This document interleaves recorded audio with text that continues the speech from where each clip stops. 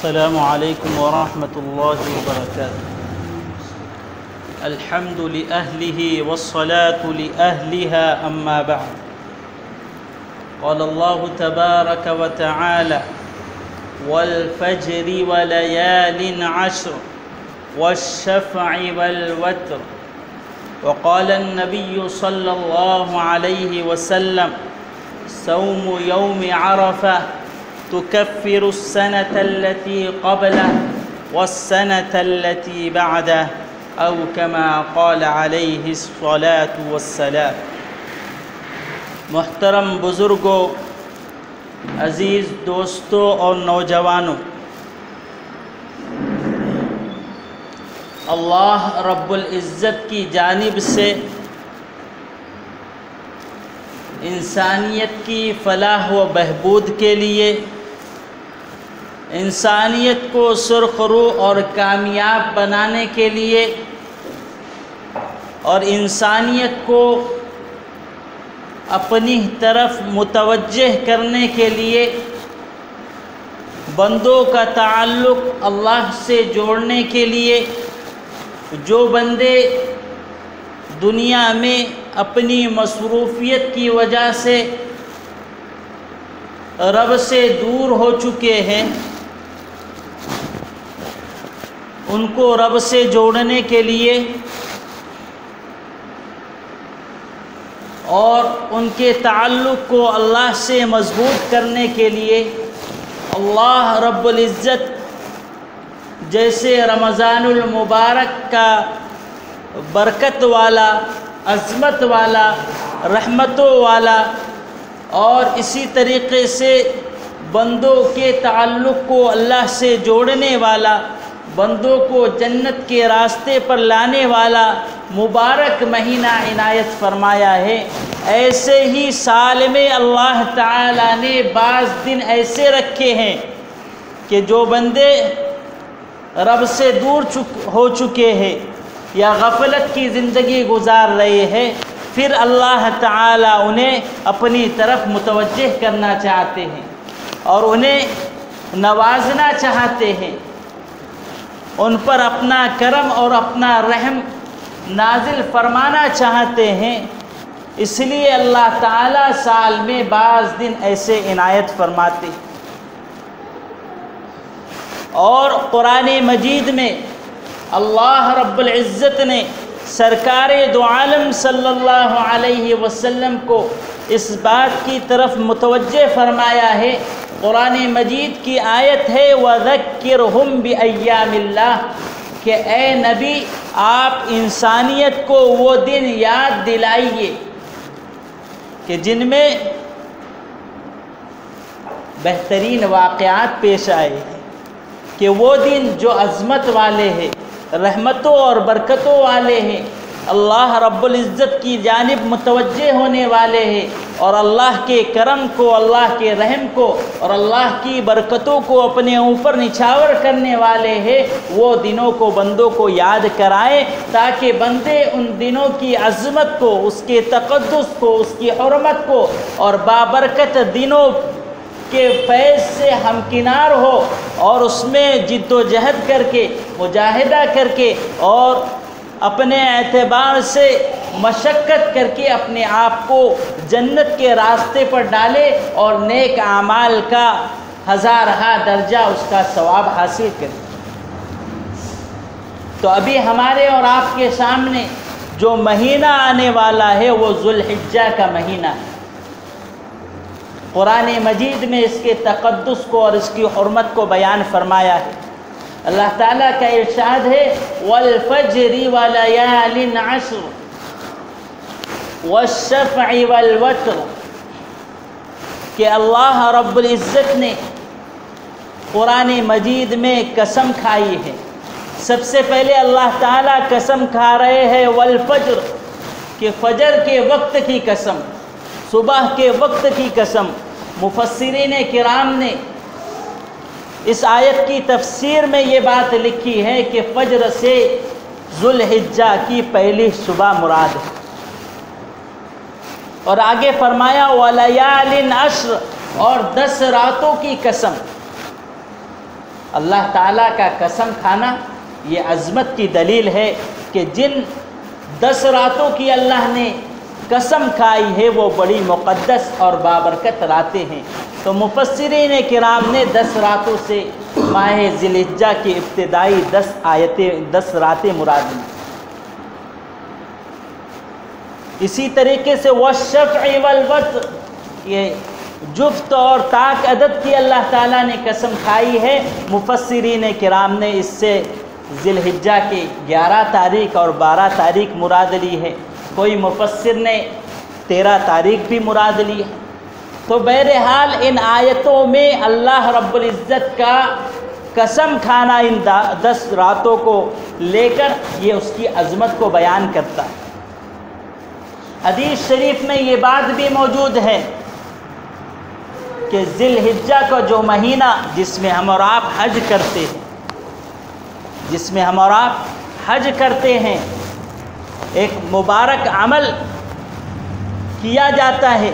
اسی طریقے سے قربانی پیش کی جاتی ہے، تو یہ سب اس کے تقدس اور حرمت کو بیان کرتے ہیں۔ اس میں سب سے پہلا عمل یہ ہے کہ جب چاند نظر آ جائے تو مستحب عمل یہ قرار دیا ہے، اللہ کے نزدیک پسندیدہ عمل یہ ہے کہ جو حجاج کرام ہیں، جو حج کرنے والے ہیں، وہ احرام کی حالت میں ہوتے، وہ اپنے بال اور ناخن کو نہیں کاٹتے۔ تو اللہ تعالیٰ نے وہ افراد کو جو حج پر نہیں جا رہے ہیں، کسی وجہ سے حج پر نہیں گئے یا حکومت کی طرف سے ابھی اجازت نہیں ہے تو نہیں جا پائے، جس پر حج فرض ہے اس کو تو جانا ضروری ہے۔ اور اگر حکومت کے اعتبار سے ابھی چونکہ لاک ڈاؤن کا سسٹم چل رہا ہے تو اجازت نہ ملے تو آئندہ سال کا عزم کر لے کہ اس سال ہم کو جانا ہے، تو جس پر حج فرض ہے اس کو جانا ضروری ہے۔ تو جو حجاج کرام وہاں جاتے ہیں وہ بال اور ناخن نہیں کاٹتے ہیں۔ اللہ تعالیٰ نے جو افراد حج پر نہیں جا رہے ہیں ان کے لیے پسندیدہ عمل یہ بتلایا کہ آپ چونکہ نہیں جا رہے لیکن ان حجاج کرام کی آپ جو ہے نقل اتاریں کہ وہ بال اور ناخن نہیں کاٹتے ہیں، آپ بھی چاند نظر آنے کے بعد سے بال اور ناخن نہ کاٹے جب تک آپ کی قربانی نہیں ہوتی ہے۔ اس عمل کو اللہ تعالیٰ نے پسند فرمایا ہے، اس لیے ہم کیا کریں کہ ابھی چاند نظر نہیں آیا ہے، چاند نظر آنے کے بعد سے بال اور ناخن کو نہیں کاٹنا ہے، اس لیے پہلے ہی ہم بال اور ناخن کو کاٹ لیں تاکہ اس کی فضیلت ہم کو حاصل ہو۔ تو پہلا عمل تو بال اور ناخن نہیں کاٹنا ہے قربانی ہونے تک۔ دوسرا عمل ان دنوں میں یہ بتلایا ہے، حدیث شریف میں بات موجود ہے کہ ان دنوں کے روزے، ایک دن کا روزہ 1 سال کے برابر ثواب رکھتا ہے۔ ایک دن کا روزہ 1 سال کے برابر ثواب رکھتا ہے،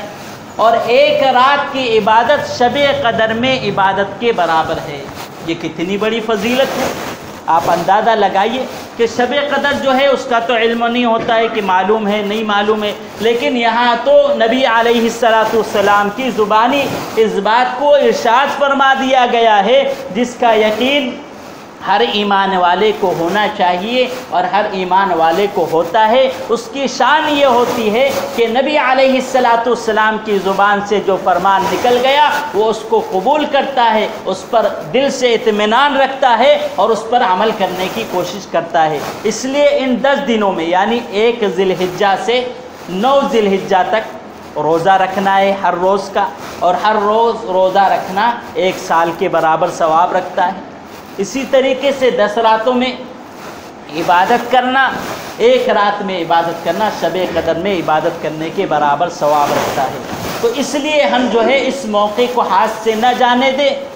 اور جتنا ہم سے بن سکے، یہ سوچیے آپ کی فرض روزہ نہیں ہے، واجب روزہ نہیں ہے، لیکن